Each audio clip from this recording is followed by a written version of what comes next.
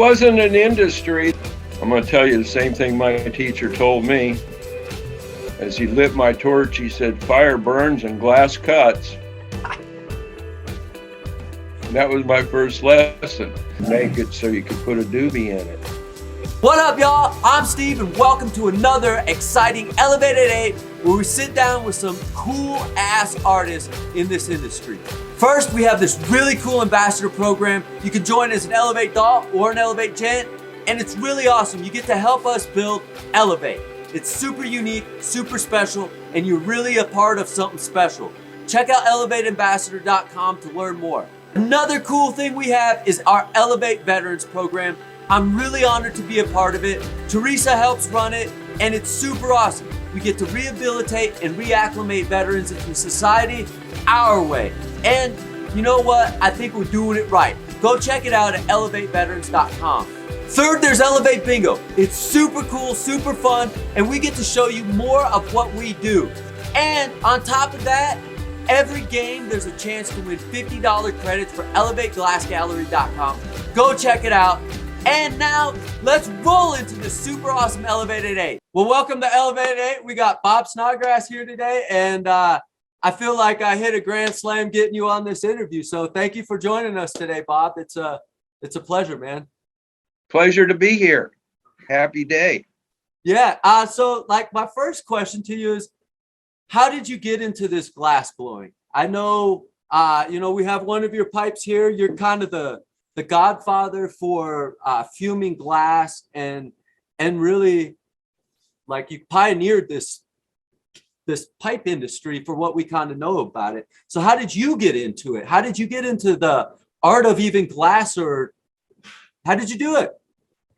Well, it was a walk one day with my dog, and a brand new store had opened at the end of the block, and there was a fellow in there blowing glass, and I walked in, the bell went ding, and then he says, "I'll be with you in a minute." And I said, "Oh no, take your time. I was just looking and I wanted to see what you were up to." And he introduced himself as Chuck Murphy, and most cats around here call me Chuck. He was sitting there lamp working and wore a beret and was kind of a beatnik kind of character. What was he making at that time? Clear glass. And he would start out with a piece of, say, standard wall tubing, and he'd take some 3mm rod and draw like vines and whatever on to that, and then he'd finish it up, leaving the lines all three-dimensional on the surface, but smoothed in. Mm-hmm. And then everything pretty much was some kind of joint holder. This was 1971, and I told him I was doing some arts and crafts with my wife, and we were having a bit of a little candle factory going on in our kitchen on weekends, and I was going around to shops like his and selling stuff. Well, we hung out a bit, and in a short time, he asked me, he says, "If you're going out to sell your candles, why don't you take my glass along?" Everybody needs help, right? And so I took some of Chuck's glass with me when I went on a wholesale trip, and came home with an order bigger than he'd ever had. And he says, "Oh, it's not that easy." And for a while, I did cold work for him. I scored tubing and made it shorter, and he hooked a torch up after going on this one trip anyhow, and he said, "I'm going to tell you the same thing my teacher told me." As he lit my torch, he said, "Fire burns and glass cuts." And that was my first lesson. And all I did was score tube and fire polish the ends of it and give it to him after it cooled down. I'd score tube into like 4, 6, or 8-inch sections, and this round tube was what we made our joint holders out of. Right. simple ones didn't get applied layers on the surface. It just got both ends fire polished, a hole poked in it, and reamered in to make it so you could put a doobie in it. And if it was a little bit deluxe, it had a couple pokes inside of it to catch the roaches, because nothing had a boot or whatever you want to call the bottom end of the joint. Anyhow, I went on a wholesale trip, came back with more orders than Chuck was used to, and he told me I was going to help him. So I would score up a batch of tubing, and then I would fire polish one end and set it down over here, and I'd fire polish all of them and make a pile of polished ends on one end. Then they'd be cool, and I'd start back the other way and move the pile over here, and then I'd give it to Chuck. He'd put his fingers over both ends and pop a hole. Do those, and he'd pop a hole and put the joint holder in it and pop legs onto it, and that would be product. And how old were you when this started? I was 25. Chuck was 23. Okay. He started, well, his first job was a paper boy when he was 9.5. He worked a whole year on that paper route, and after that year, he had an old man on his paper route that was a German glassblower, supplied all the schools and stuff with their scientific stuff, apparatus. Right. And the old man offered Chuck an opportunity to get a career and said, if you'll work till you're 18 for me, I'll teach you a trade and I'll pay you a wage. And you'll make more than a paper boy, and you won't be out in this winter snow. And, sounds enticing. It was. The next day, Chuck was making test tubes. Man, that's crazy how life happens in such a thing. Some kid as a paper boy goes in, learns some test tubes. Later on, some guy comes in trying to sell him some candles, and he's like, sell some of my glass, and here you are. And that's what kind of started this industry, in a sense. Is it wasn't an industry. There were individual glass blowers. Like every city pretty much had somebody that was supplying the school with test tubes and so forth. And yeah, Chuck, when he was 14, somebody offered him a doobie, or 2 weeks before his 14th birthday. And after smoking a doobie at a jazz show, he says, can I get one of those to take home to my teacher?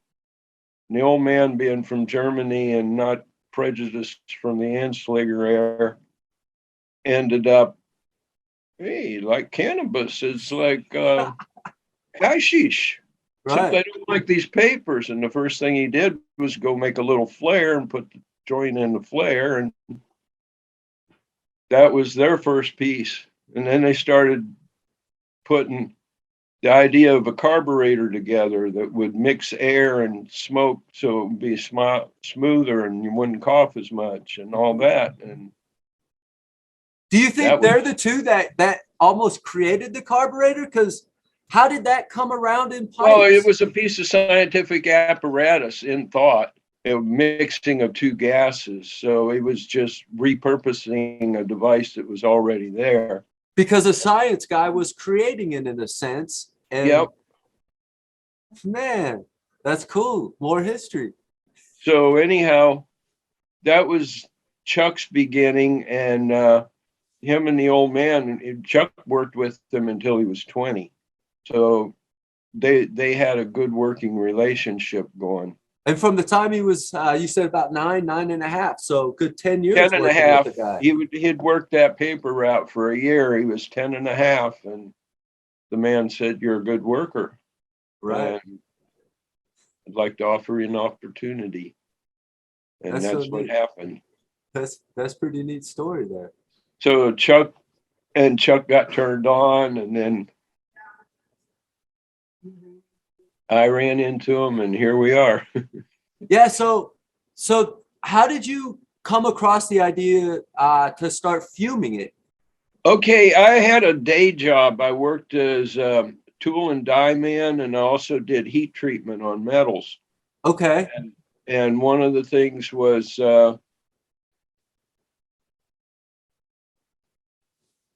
I had a bunch of copper filings one time. I made something a 10,000ths too big and had to run it through a sanding mill again to get it to size.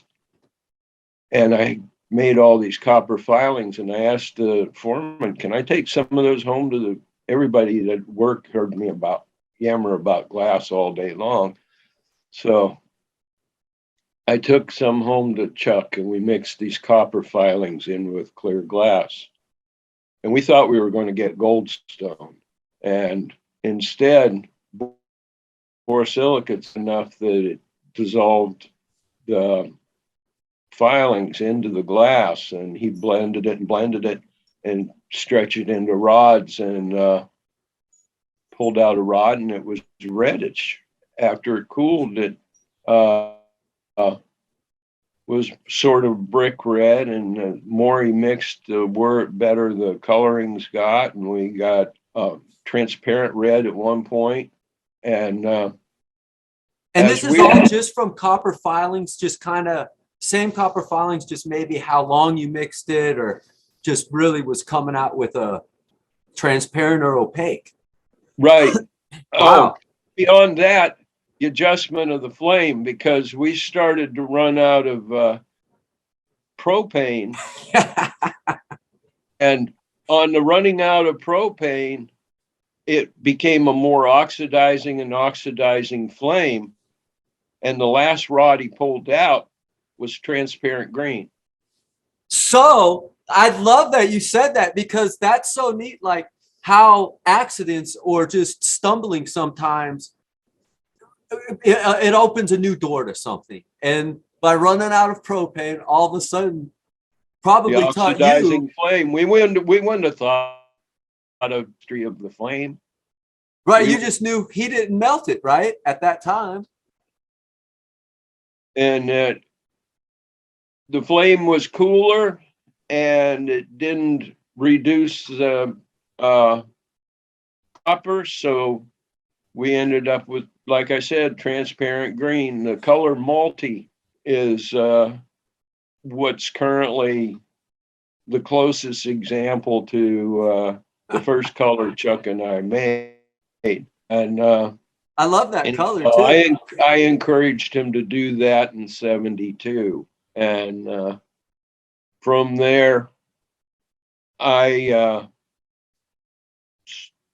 used to file over and blend it into clear glass and make colored rods.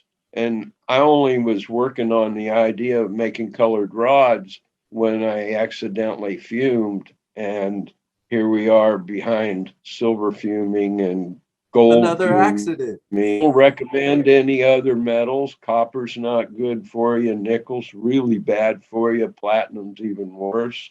So the palladium group is not something you want to experiment with if you're out there doing it. Very good ventilation.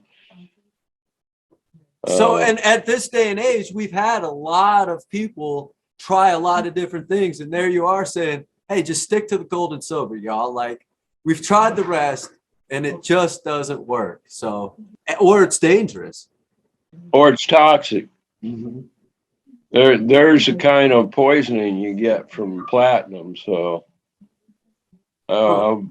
I melted platinum. I shouldn't have. I'm glad I had a really big fan right in front of me blowing out the wall. And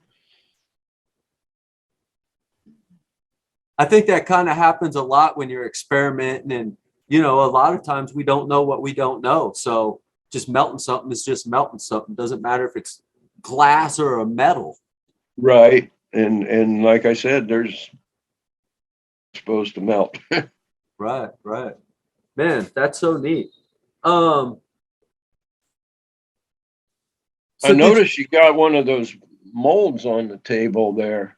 Yeah, so I know, we'll talk right into that too. I got more questions, but I feel really lucky.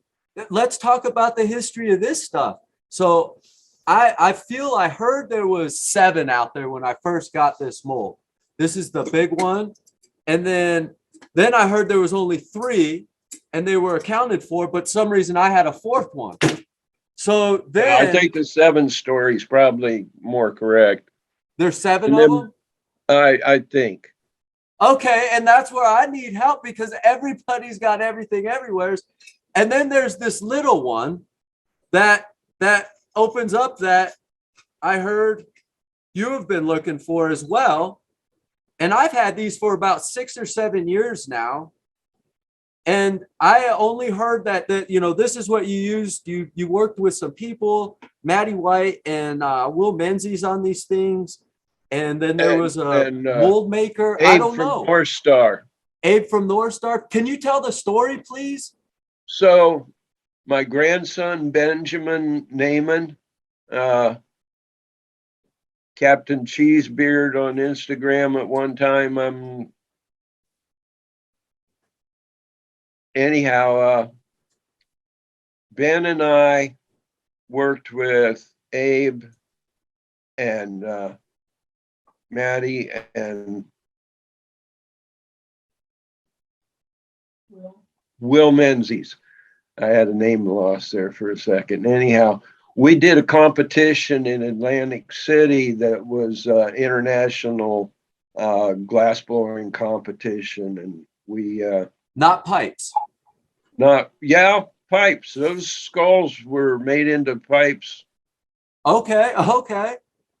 We finished them, took them through steps, and drilled the hole through the bottom to make the bowl hole with a piece of hot tungsten. And anyhow, there were 3 competition teams: the Eugene Glass School, my team, and a team from Germany that was Carl Innig. And we were the winners. We won the glass competition, and a bunch of stoners. Sounds like we they made beat a school and a German. That's something so great. Some people being themselves. Beat them. 144 of those on a metallic angle iron frame that made a pyramid, and we plumbed it with gas and water. So water ran out of the top and down the sides of each 4 sides of the pyramid. Flames came out, and it was way cool, impressive, eye candy. Is it still around? Do you know who owns it? I don't know who owns it. I've forgotten who owns it. Is what the story is.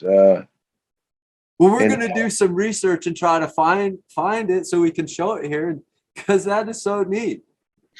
144 of these skulls this big. Yeah. Wow.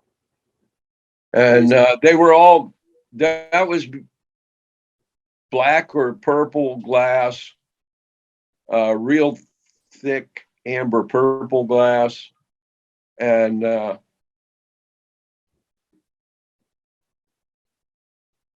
we used color for the first couple runs of experimenting or making those, and started making blanks of clear glass and sealing them onto a blowpipe, and then we dip that in the crucible of clear glass, and all the pattern in the background comes through. And hold on one second. I'm gonna run it for just a little. Yeah, we'll cut this out for a second. Okay. I'm just gonna bring you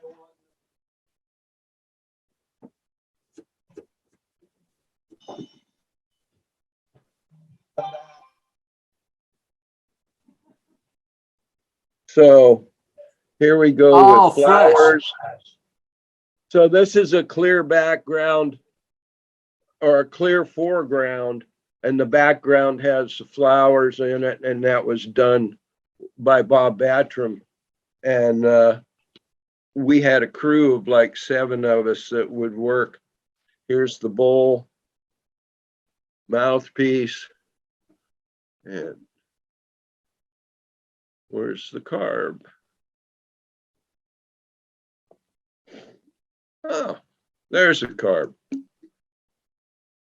So anyhow, this is a color changing pipe because there's a bit of silver in there in the background. Mm-hmm.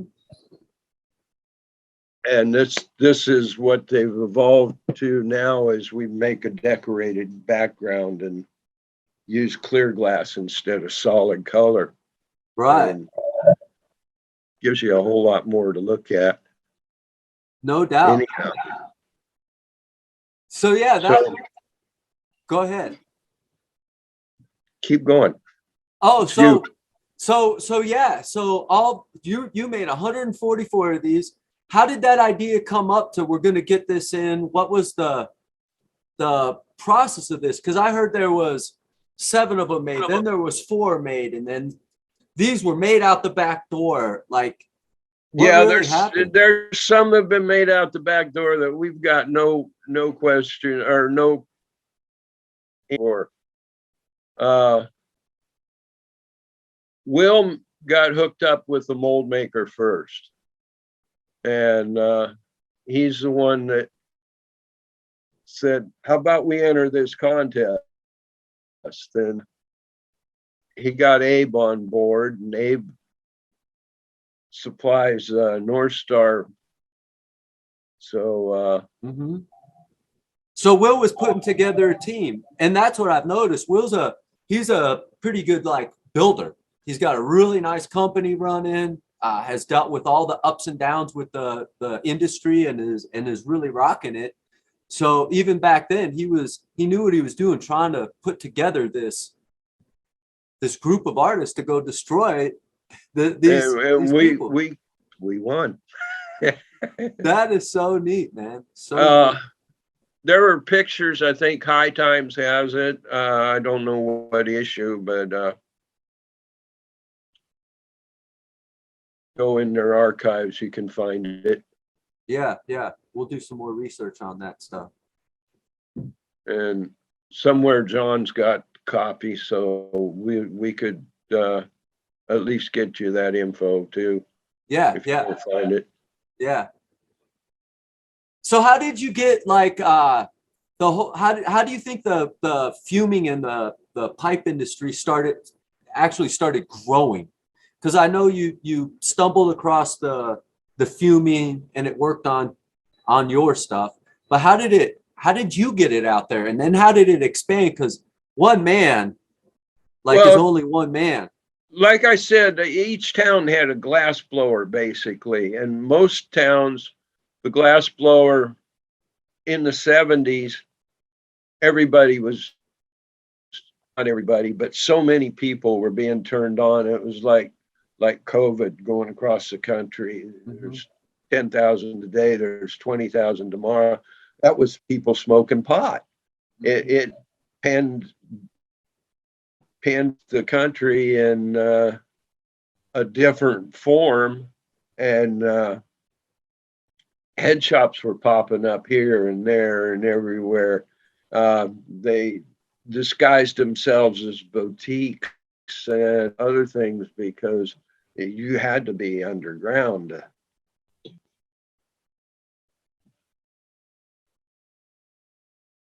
India? India is where all the glass is coming from.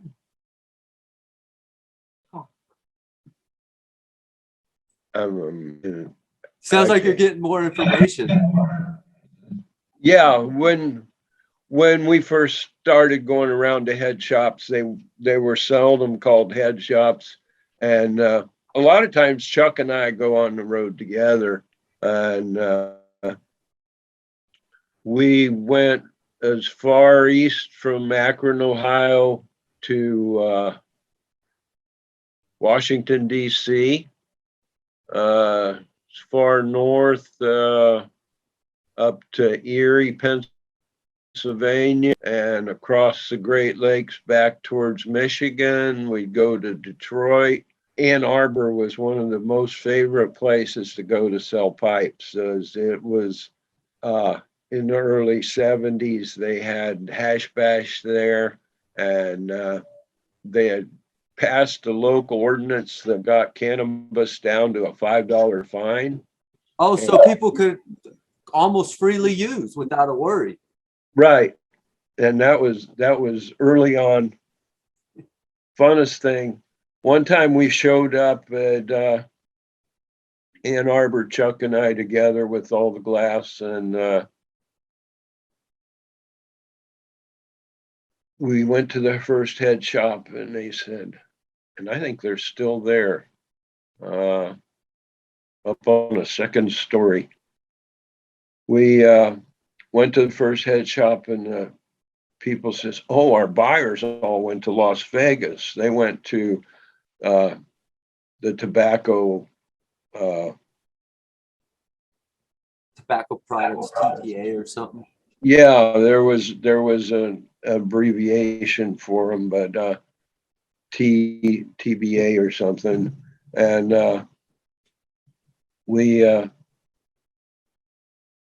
got to Ann Arbor, and there was nobody to buy our glass, and it was like a panic. Right. We got here on our last $3, and now we're hundreds of miles from home, and went to the diag at the university. One of the guys at one of the head shops says, "Well, you could go set up in the diag and see what happens there." And we went and we opened our case and sat down, started smoking a joint in one of the carburetors, and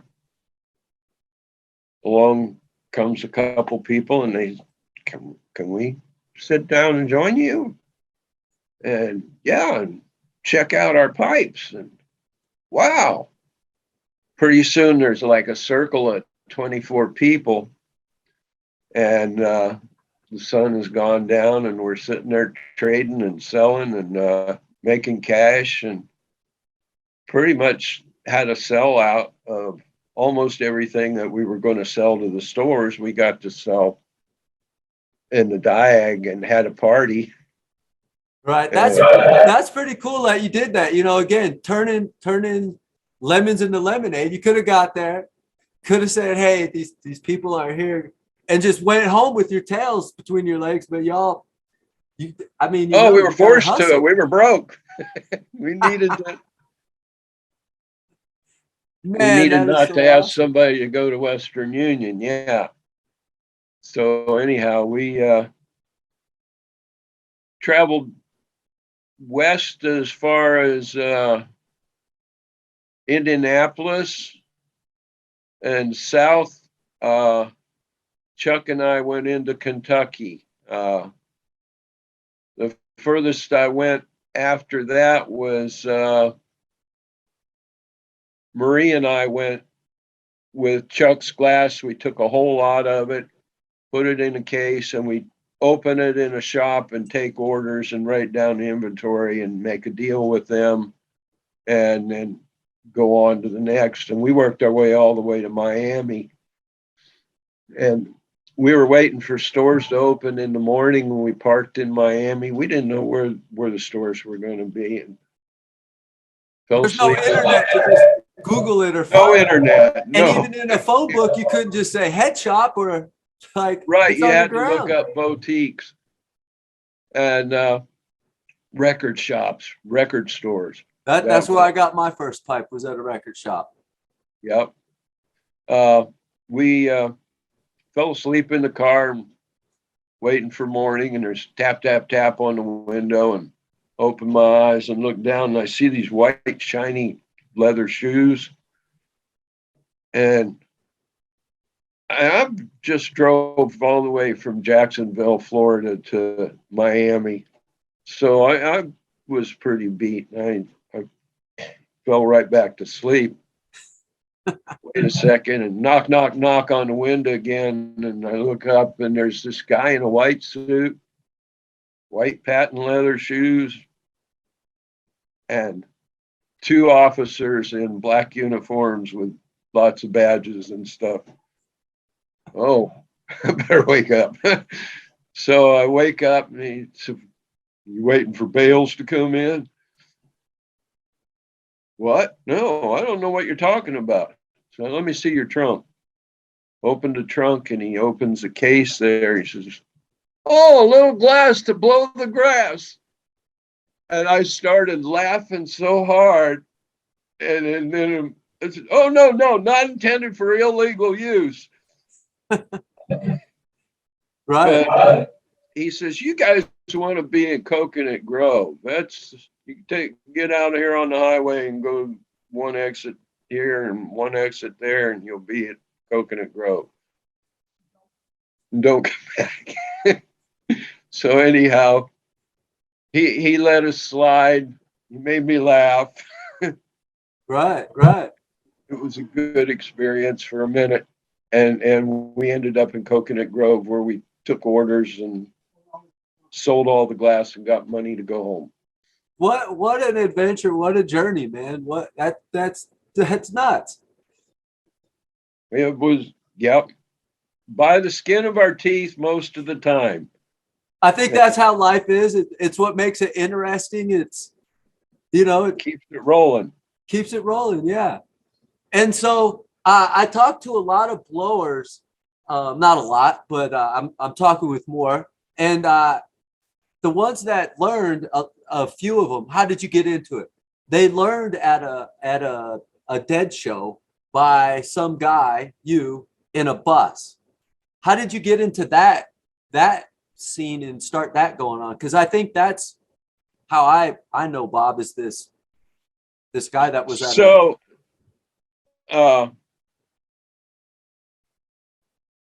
in the late 70s, I started going to carnivals as well as uh, different kinds of shows. I do one of our favorite kind of shows to do was the hot air balloon show, and we'd go and vend at different events and worked our way around the country pretty much at one point. I think it was 86, I went on the road full time. But before, from the late 70s until 86, I would pretty much spend the summer going to arts and crafts festivals and so forth all around the country. And when I got ready to leave in 86, Marie says, "Oh, you're not getting away on your own this year. We're all going with you." And there was my daughter and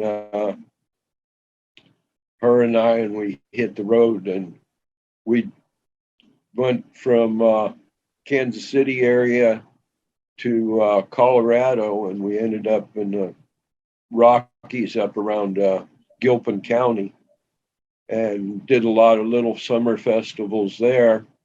Then worked our way further west and made it as far as Quartzsite, Arizona, the first year. And were you blowing in your, did you develop a vehicle to blow out of at this point?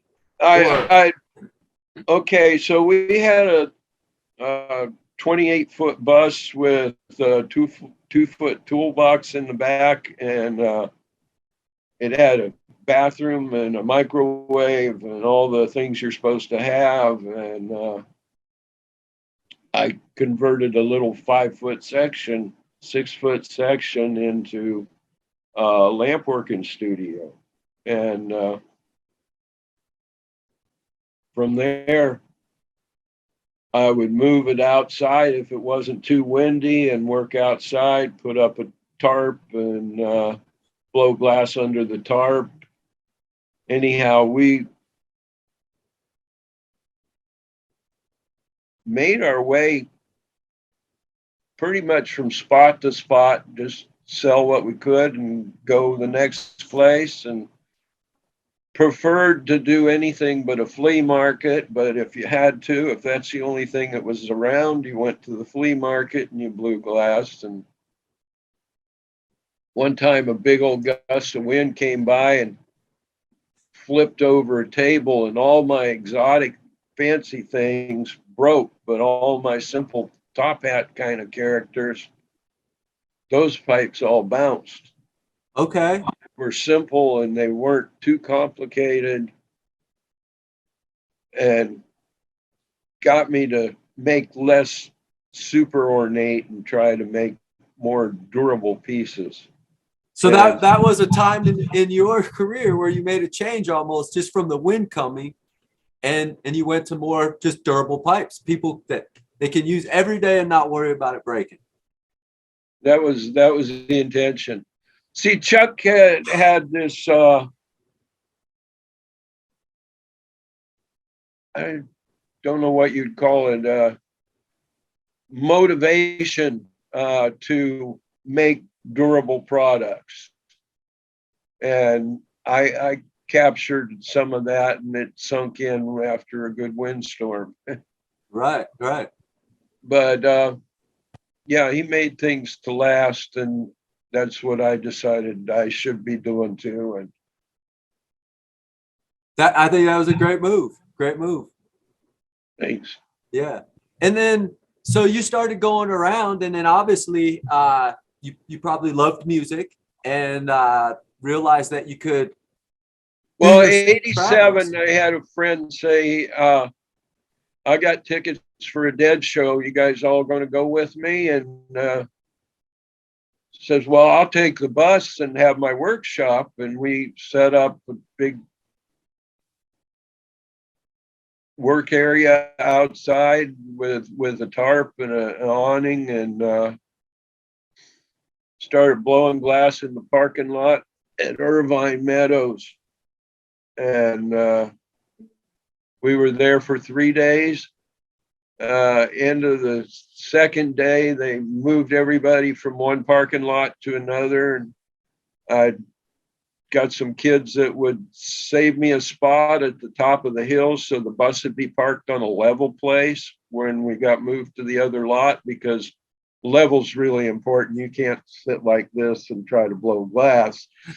You got to have at least a kind of level playing field, and they saved me a spot. Anyhow, I'm the last bus out of this parking lot down below, and the fella comes by and he says, "Is that bus run?" Oh yeah, got a solar panel on the roof and D8 battery underneath, and I've already jump started like 6 cars to get them out of this lot. I was just cleaning up glass so I could drive out without running over it. And he says, "You going in?" I says, "Yeah, we got tickets for tonight." And he walked away. "Enjoy the show." This guy comes running over. "What Bill Graham have to say to you?" I didn't even, who's Bill Graham? I didn't know. It was my very first show. Anyhow, it was an honorable welcoming Right. show. And I've enjoyed them ever since. Man, that's so neat to be able to have that story. You know, while you're telling it, I'm just thinking about in my head going through there, how you're setting up, because it's all the first for everything. Your first show, you started doing all these things first. Like you're just a real pioneer, you know, and nobody was there to show you how to do any of this, how to go sell your glass. You're a hustler.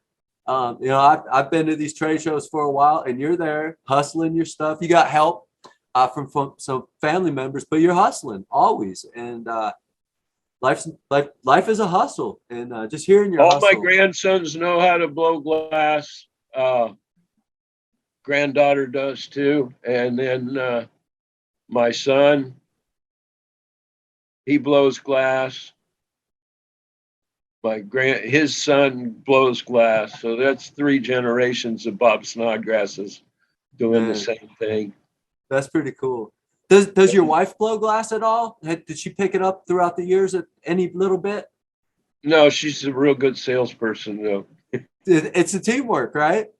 It's a teamwork and management. Yep. And I definitely need managed. I feel we all do. I know I do myself. Where do you get your inspiration and creativity in your work? I really like it when people send like Instagram or something a picture of a piece that I made years ago, and there it is, fully colored, and they take really good pictures, and I'm saying, "Oh wow!" And I'm going out and I'm going to use this to. Oh yeah, I'm going to try to recreate that piece. You know, it's nice to have flashbacks like that of things that you turned loose. And I bet those flashbacks, in a sense, as well, almost bring back the memory of when you were making it, and maybe the time when you sold it, even if it wasn't the same piece. Like, it brings back those memories. Yeah, it does. It's fun, really. What are your favorite items to make? Are they pipes, pendants, or? Usually pipes. I like to make them that put pictures in them, and people don't know they're there until they smoke out of them, and then they send me the picture. And, oh, look, I didn't know it had one of those. Are those Yeah, giraffes? it's like a nice little extra surprise for them, you know, like. Dots on top of dots. That's what started my art career. So just I putting a fume in it with a dot, and then fuming it again, and then fuming not it even again. fuming it again, just the difference of the flame burning the surface of the glass, that changes the way the color is. So each time it's exposed, it's like a negative where you shade and dodge and shade certain part of a picture so that that didn't get developed as pronounced as the other parts. And you do that with the flame, and the flame brings up another color. And then if you lock that one down, you throw a dot on top of it, and then you throw another dot next to it. That's had another flame change because you heated it one more time ahead of. So each one has a little bit different shade, and I learned to make pictures that way. Yeah, and that's neat. You said you're locking it in, like that time frame, that what you see in the glass there, by putting that clear on it, locks that in there forever.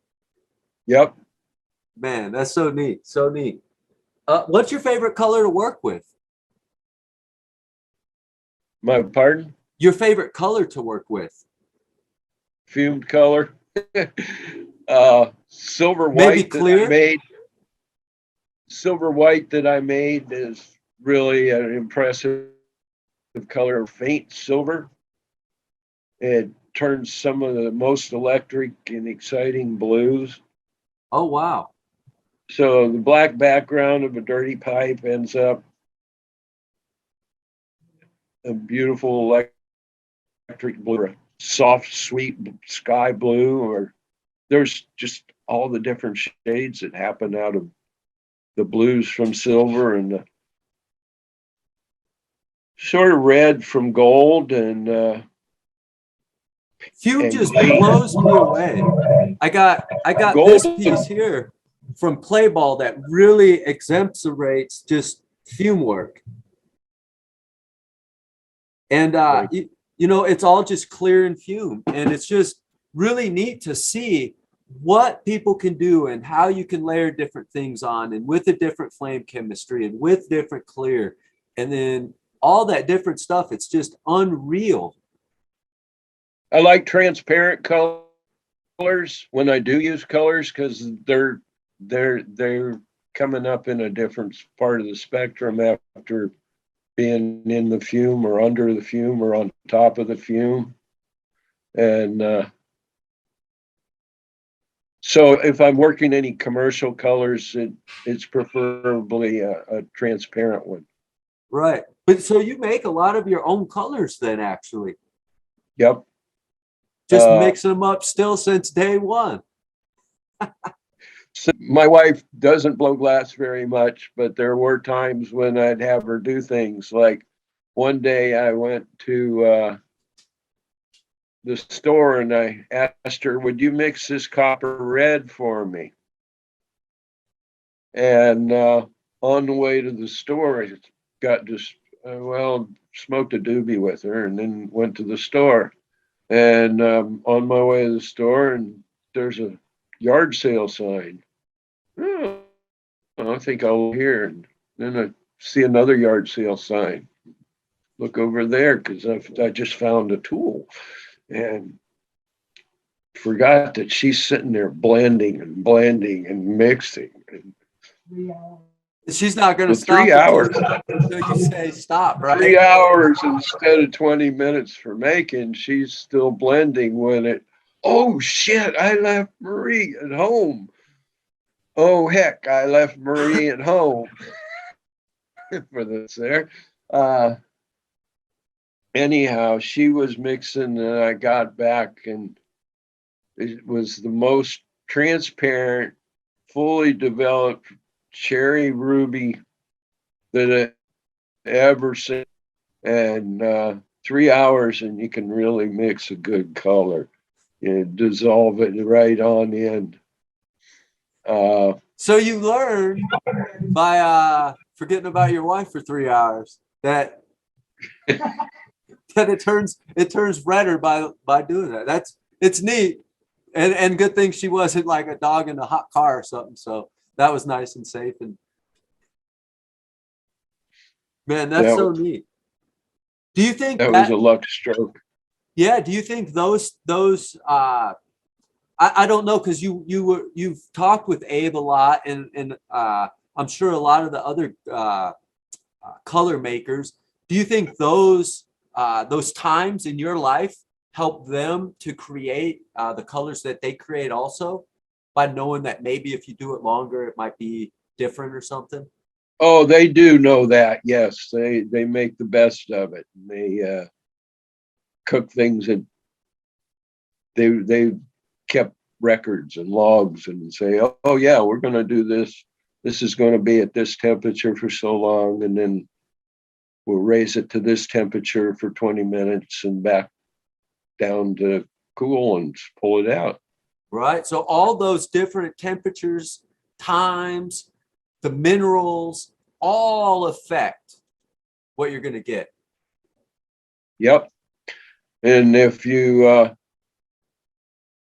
like, Sue Ellen Fowler makes dragons and bottles and little things, and she mixes all of her own colors when she gives a class, and she teaches you how to mix color. And she'll strike a piece just by the torch, and this piece will never get in the kiln, because if it goes in a kiln, it'll all get brought to one temperature, and all the colors will end up muting into being the same color.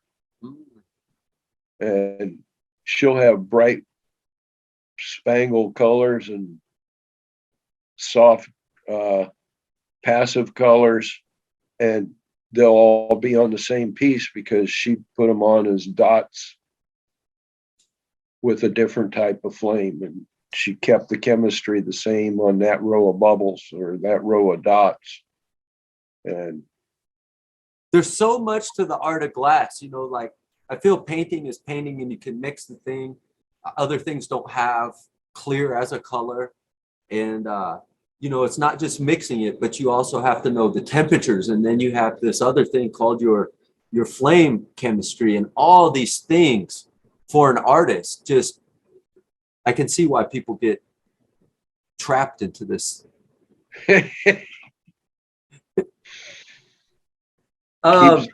Keeps us awake. It does. Do you get to collaborate often? I know. Yes, I do. Yeah.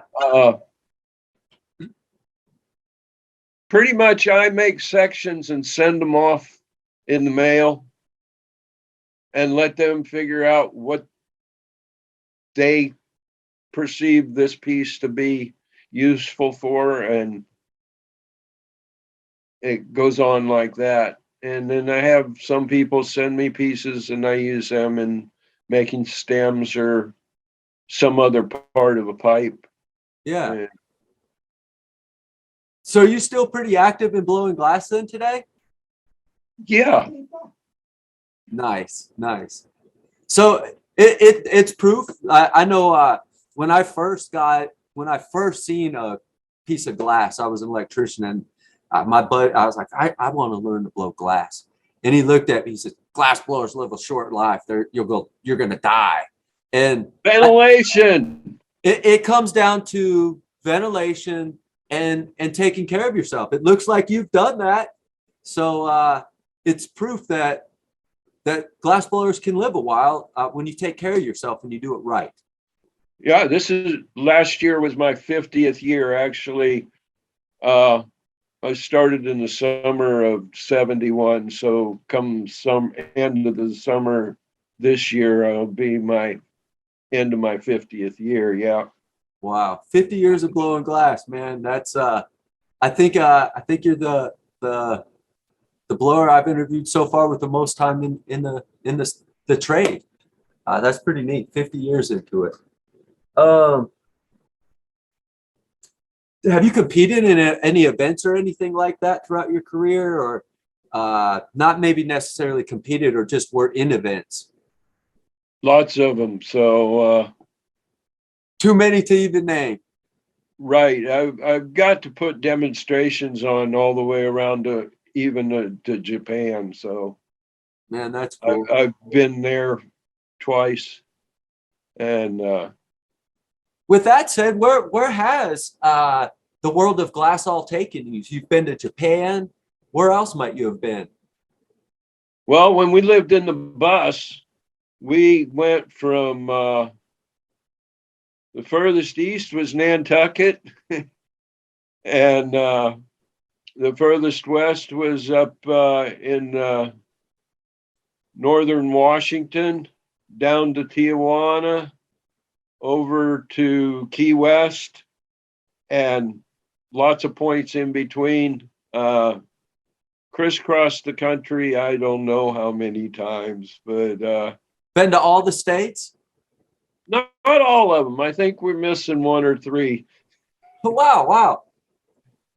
But for the most part, I've blown glass in many states. When we lived on the road with my daughter and we were in the bus, and we would stop in an area for the winter, put Jenny back in school, and then come spring, we would be out of town. Well, we're taking her out of school now. We're going back on the road. When we were in Key West, she was coming home with school papers that had like 110 on the grade. And That's got to make you proud. we went to teachers meeting, PTA thing. And, oh, you're Jenny's teacher. I got this question. How come she's got scores like 103 and 108 and 110? Oh, whenever a school has more than 85% of its students military, there's a special grading curve because those kids have all the pressures of being moved all over. And the recruiter also tells you a story about how your kids will go to school, they're generally 10% better. Well, it's because they got that grade curve. But So they're tricking yeah, here's a kid that dropped into school after Halloween and left in April and carried a grade average of pretty much over 100. So we weren't slacking her education when we lived on the road. She's rolled marbles down state capitol senates, and we bounced Super Balls in the rotunda in California. Man, and that's really neat too. Like going to school is one thing, but the school of life, that's a completely other thing. And I don't know, being on the road with your parents, the education that you would get to see your parents hustle and do that, just it's great, I think. Well, we got a half acre here, and it's got 3 workshops, One of them's a portable one to take to events in an old Volkswagen van. The other one's a semi-trailer, and my shop's in a 30-foot GMC bus. And we're going to actually send you a little clip it's on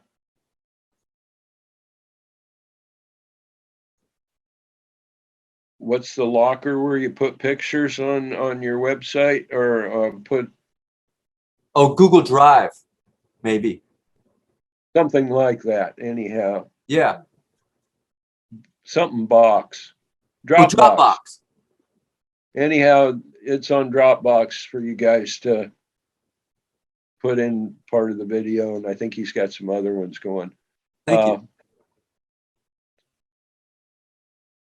The coolest thing is on this half acre, we've got 2 houses. Oh, really? And Jenny and John and Ryder live in one, and Maria and I live in the other. We've got a great garden. John's our garden guy, as well as glassblower and packer and shipper and the organizer of what we get done. So it's a nice little family event that you've created, held on to for 50 years going on here. Like, I don't know. I think that's like the human dream, you know? I think I've pretty well put together a dream, and Congratulations, man. it's been a fun one so far. Yeah, and it's not easy. It's hard to do, and you gotta want what you want and make it happen. So, hell yeah. I assume you do. This is a dumb question. You do consume cannabis. Do you prefer the flower, the dabs nowadays? Flower? Yep. I'm actually a flower and sativa fan. Nice. Do you have a favorite strain? Not really. The ones my son grows. Right. You know it's good, and you know it's he's growing what you want. So and he doesn't. He uses the live living soil concept, and inoculates with microorganisms and builds up soil and doesn't tear it down. Takes a little more work, but makes a better life, better plant, better smoke. Yep, better smoke. And yeah, without any fertilizers, it doesn't make you cough, and you don't have to wash it. You've built soil that it's got its nitrogen in there because you grew whatever plant to make the nitrogen, like plant it with clover at one part of the year. And oh wow. So he does cover crops and all that to develop and enrich everything. And that's for all the gardens, because it sounds like he's doing everything. So that's his passion then. And he teaches us. Yeah, have you taken any glass blowing classes, or have you only put them on? I have over time.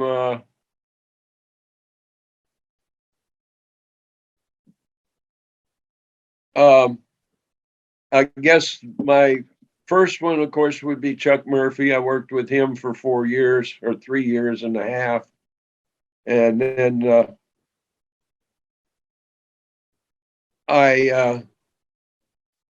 my first performance in the public was I was at working Carnival, and I stopped at Little Rock, and they didn't have a place for me to set up. And it was the state fair, and I knew this other glass blower that did lace work where you make all the little loops, and Cinderellas, and yeah, that's what you see in gift shops where they're wishing well glass blowers here in town, but they don't blow glass. They just make the loopy stuff and Christmas ornaments and stuff. So I'm at Little Rock, and I know my friend is in Bill Burns is in one of the buildings. So he said it's the only one that was air conditioned. So we went and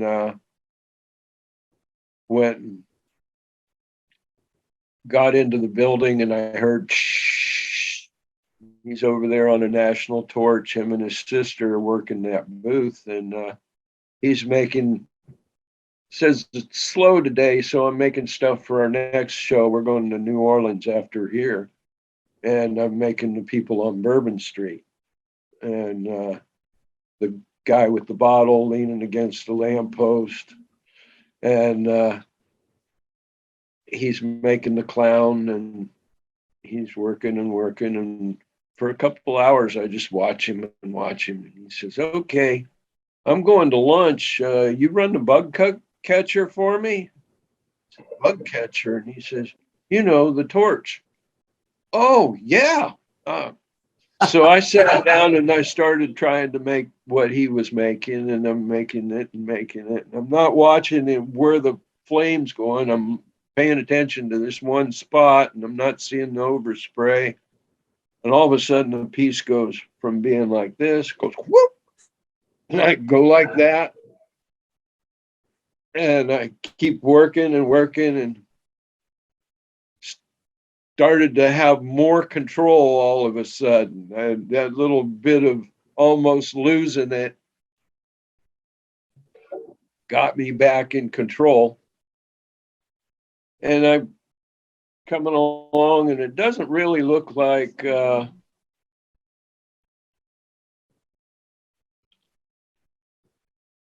what he was making. He was making a clown leaning against the lamppost. I've got this guy that looks like, well, the base kind of looked like a cow flop. And it looked like this guy didn't want to be stepping in it. And I says, oh, all he needs is a cowboy hat. When Bill gets back from lunch, he's seeing me start out at making the cowboy hat. And I says, looks like he doesn't want to mess his boots. And that was my confidence piece. That was the first time I made something, even though it went tragically bad, I rescued it. Didn't end up in a bucket. Mm-hmm. And I took it home, and my son was looking at it one day, and I came in the back door and it startled him, and I saw him jump,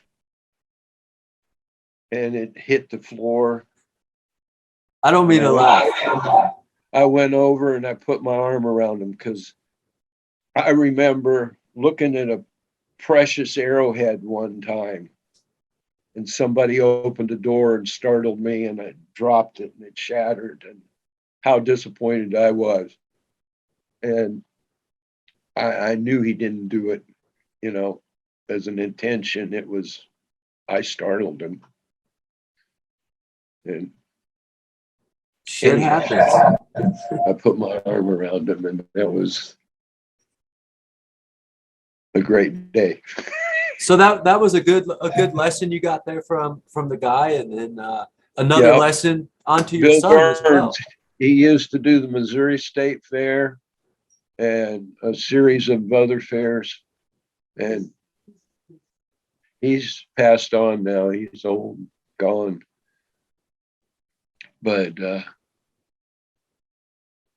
I had a few other people that taught me how to heal a crack, and I didn't take my first official class until the Eugene Glass School came along, and then I got to go with pretty much everybody that came to town. I got to be there and watch and learn a little bit. And, yeah. Oh, I did a class at Gas Conference too. And then I took a health and safety class from the American Scientific Glassblowing Society. Those are a really neat group of people. And Yeah, I took a fish I had made, was about this tall, and then it was in a box, so it was that tall, and it was neon. So you would plug it in and it would glow and everything? Yep. I made a plant, and then I made a goldfish, and then I took one piece of tubing and I hooked that up to a vacuum cleaner, and I took the powders that were inside of a fluorescent tube. And if you get neon tubes, they have different colors to them, and it's the phosphor that puts out like 80% of the light. It starts to glow from the energy. Right. And I had the vacuum cleaner sucking on one hose, and the other hose I had a bottle with alcohol in it. I sprayed alcohol into one part of the plant. Then I put green phosphor down and sucked that up, and it stuck to the alcohol. And then I put purple and I sucked that up, and I'd rigged the wire like when they do a heart surgery and they run a wire, something in your vein and down your sleeve and up your arm and whatever. I was doing that kind of work to get the phosphor to spray where I wanted it, and I'd slide the little tube along with the wire in it.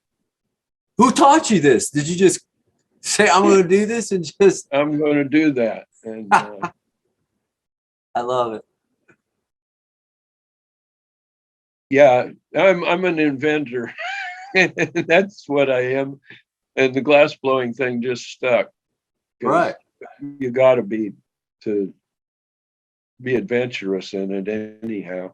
Well, yeah, I'm sure there's a lot of tools you had to create for yourself. And I think that's what I love about glasses. It's you're always creating something, whether it's, even if it's the same thing, it's a creation, or you're trying to create a new technique or a whatever. It's just or a new tool, or it's just a path for a creative person to be at home, I think, glass blowing. Oh, that's the thing. I got to commute from here to the backyard. I walked the bus. And yeah, so that's been an easy way to get to work in the days, is you just got to walk out the door. And do you find, this is a question I like, I think, do you find you still have the same passion and love today for glass as when you first started? I mean, it's 50 years into it, and so it's been a crazy adventure, I'm sure. it's similar but different, just because I can expect the result to get that. At times I didn't know what the result was going to be, and I still do things that I don't know what the result's going to be. So yeah, I guess I got the passion. Nice, man. I love it. I love that. What can we look forward to in the future from you? Do you have any project you're working on? Is there any ways people can get a class from you still, or Not planning on doing classes for a while. Unless I go somewhere, like I've gone to Carlisle and taught classes. I've gone to Witch Doctor and taught classes, and probably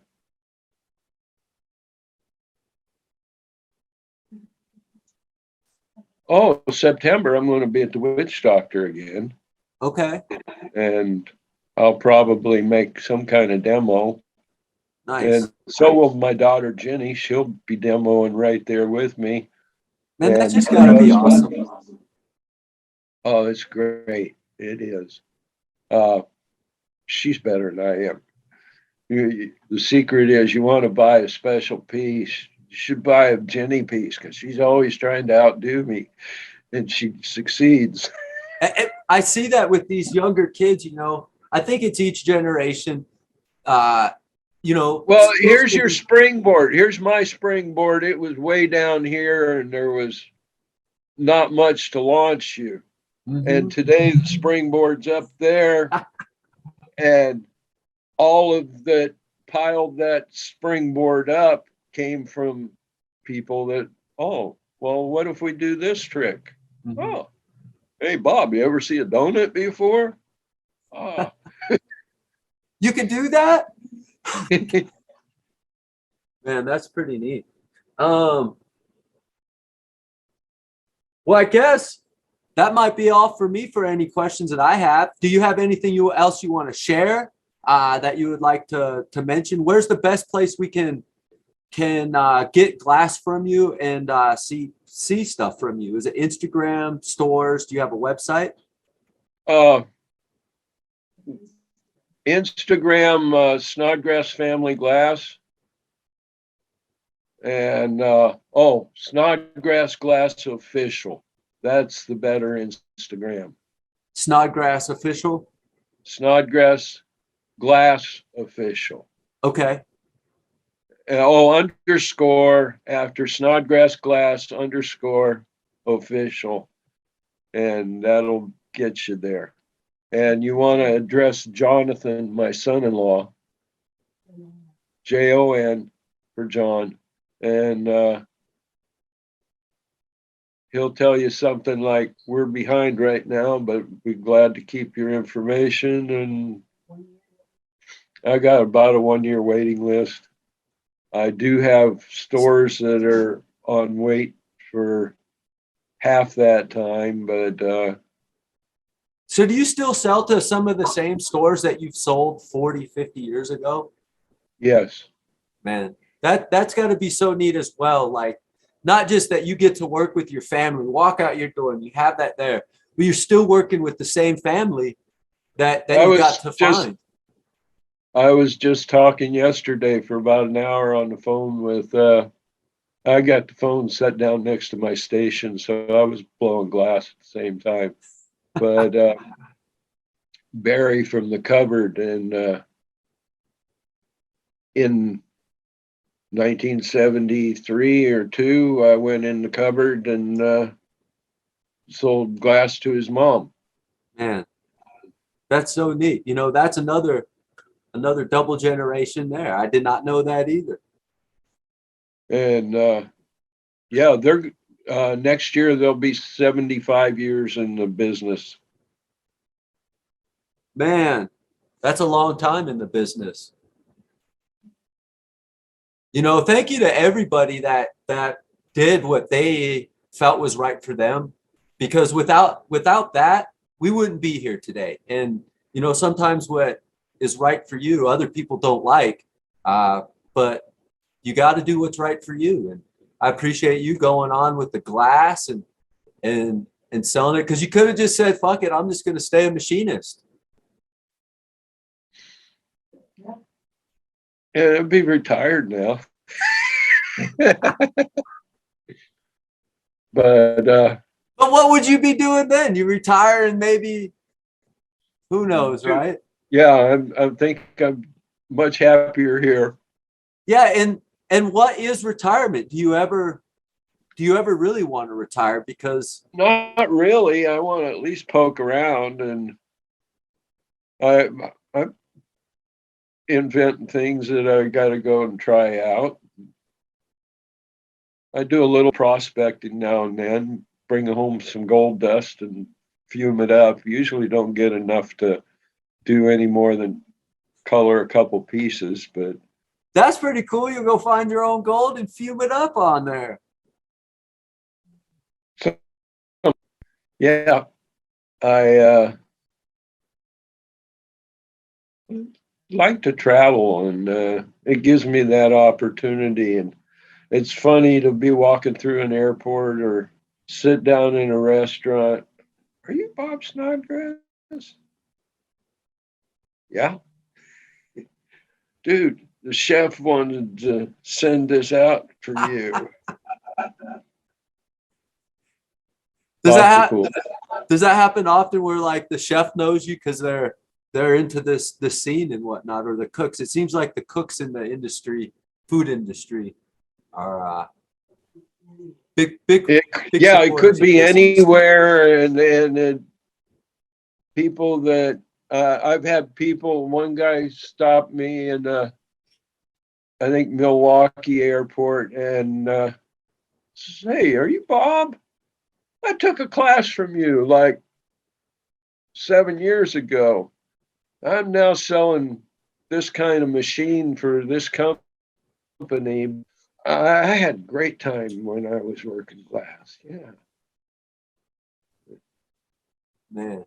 Well, Bob, I think that's it for me, man. I want to say thank you so much for taking the time today to be here with me and here on Elevated 8. I want to say thank you for just being you, man. And How allowing big's this. the finished skull on that small mold? Oh gosh, let's take a look at that. And yeah, we'll talk about this after Okay. our interview here. So not very big, like a little bit bigger than an egg, maybe. That's nice. And I'll send And you some images. We've used this before. I've never used this big one. It was always just didn't have the equipment, probably kind of scared and a puss of it. But this, you need a crucible to get enough glass for that. and that's what I heard. And so, yeah, but yeah, so I know Maddie hit me up, and I think the goal is that we want to get this to you. Maddie said he wanted to get it or something like that, and I just want to get it back, after you're done with it, whether it's 10 years from now or whatever. And yeah, because do you know how this one came around? No. Bob Batterham's got a graphite one that's some size. That's this size?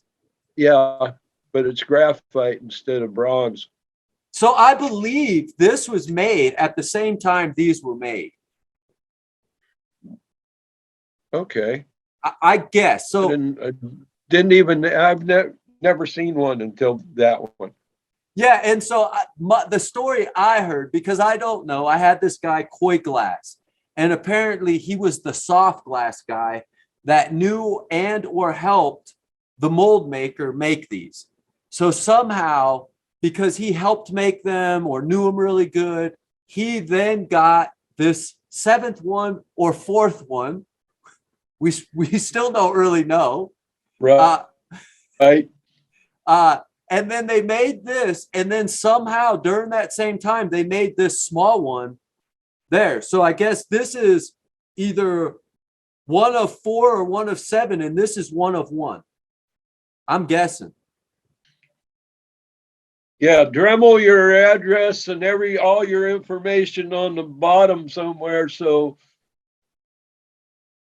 it can make it back to you. Yeah. So it makes it back. Yeah. Yeah. I'd like, I don't know someday if I can either make it out there and like hand deliver this to you or something, or fly you out here and do a class or something if you'd ever be interested in that and do some kind of pass. I'd like to make this some kind of big thing because I didn't know what the fuck I had. And then all of a sudden it's like, I got something pretty cool, and I'd like to make a display of it if we can or something. But if not, that's fine too. But if I don't ask, I can't never get something. Right. Well, we'll know after 23, huh? Right. So we'll get this up, and we'll just keep moving forward on this to get it to you, and maybe do some kind of collaboration. I'll maybe send you some raw glass or something, and then you all can make a piece out of it. I don't fucking know. We'll figure it out. Nobody knows. We just make it happen, right? Yep. It rolls and rolls. It does. Keep it rolling. It does. Well, thanks a lot, Bob, for being here, and then yeah, man, we'll get this together. We'll get a 30-second clip and get it out to you if you want to share it, and we'll get this promoted up and get it nice and everything like that. And I'll work forward onto getting this out to you, and doing something. Peace, love, and happiness.